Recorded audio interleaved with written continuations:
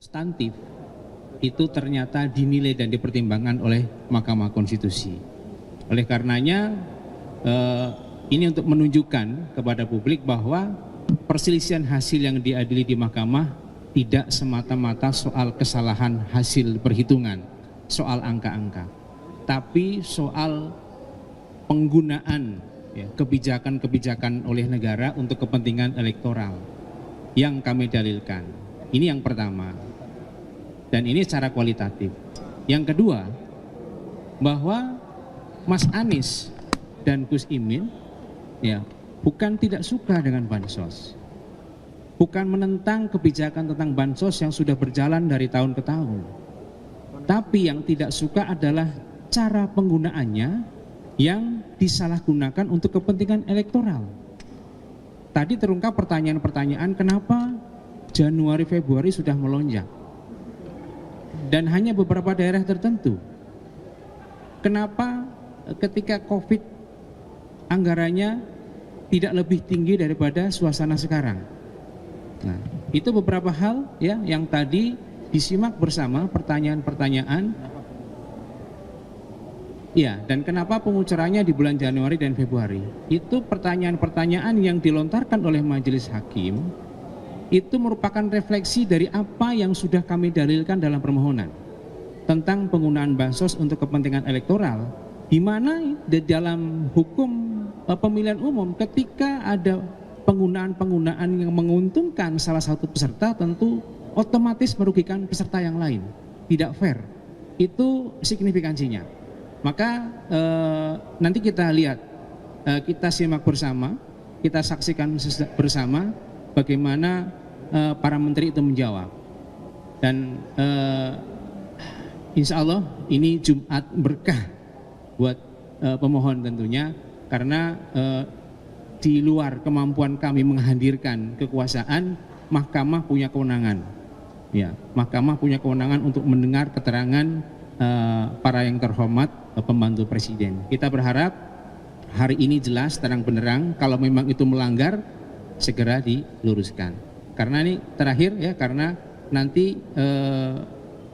November akan ada hajat pilkada serentak nasional pertama kali. Kalau ini tidak diluruskan membahayakan sekali.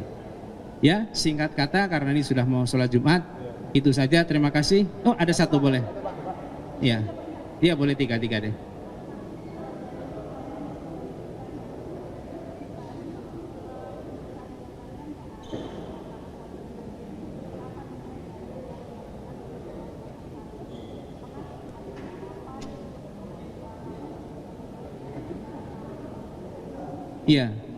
Jadi pertama pemanggilan keempat menteri, 2 Menko dan 2 menteri itu merupakan sesuatu hal yang serius.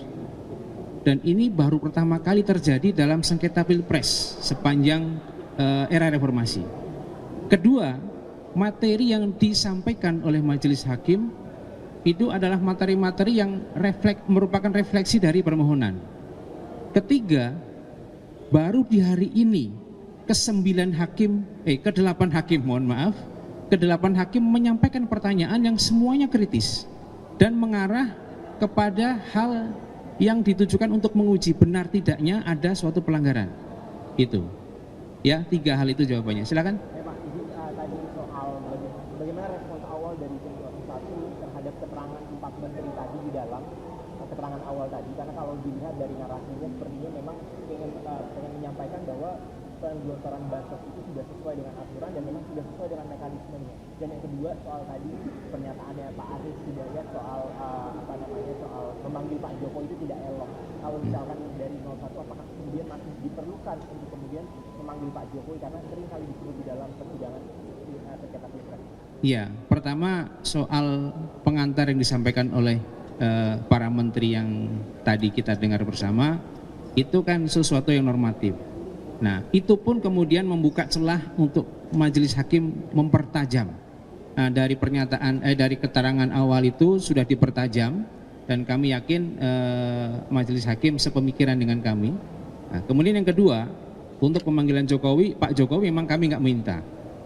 Kami nggak minta, yang kami mohonkan itu adalah 4 menteri, tapi yang satu berbeda, yang kami menghormati Pak Jokowi sebagai kepala negara. Bahkan Mahkamah memberikan bonus dalam tanda kutip menghadirkan DKPP. Satu lagi, tadi 3? Udah, oke ya? Pak, tadi kenapa berbahaya bagi pilkada Pak? Mungkin bisa dielaborasi lagi. Oh iya, soal berbahaya bagi pilkada tadi kan disampaikan oleh Majelis Hakim. 27 November akan ada hajat nasional pilkada serentak kepala daerah seluruh Indonesia untuk pertama kali.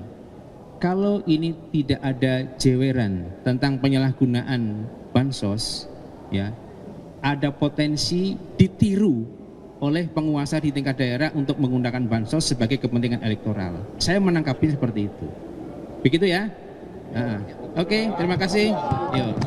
Ya, dan ya, kami optimis dari tadi pemeriksaan tadi, kami optimis bahwa permohonan kami insya Allah dikabulkan.